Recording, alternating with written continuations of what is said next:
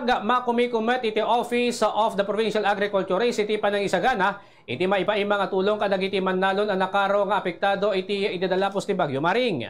May palagip base pailaan ti report ti nasang opisina umabot ti na soroko 500 million pesos iti naperdi a produkto ti agrikultura ditoy probinsya ti La Union.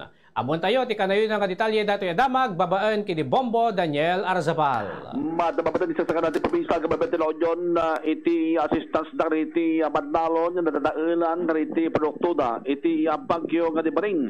Dito iti maragawag ni Colonel Ramon Laudencia, Provincial Agricultural Officer iti probinsya ti La Union. Nakunana nga malasidlang iti panaka paay ti tulong manipod iti Department of Agriculture Regional Office 1 katadabat ti sa malipay nga tulong manipod iti Provincial Government ti La Union.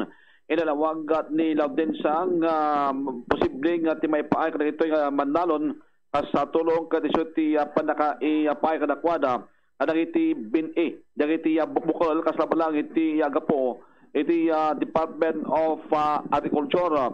In naglawag ni Laudencia nga ti basaran na kadagiti baykan kadagitoy nga tulong wano iti basaran iti panaka-identify dagiti Manalon nga nadadalaal iti produkto na kat basar iti report dagiti Municipal Agricultural Officer kadagiti nadamandumang ili iti probinsya wano kadagiti akinsaw panakwada nga probinsya no wano Municipal Agricultural Officer nga isubot iti basaran iti provincial government nga may method may paay iti assistance para kadagito imbadla nga Manalon. No kanton no makagatang iti provincial government of La Union ta gibunong kalimot BNA iti naduma nga sorte nga natag kasama na dahil imbunong iti probinsya iti plant versus COVID.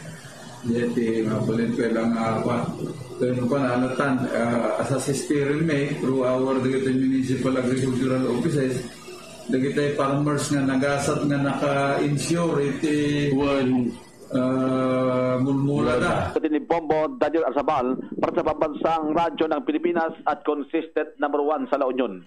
Basta Radyo, Bombo.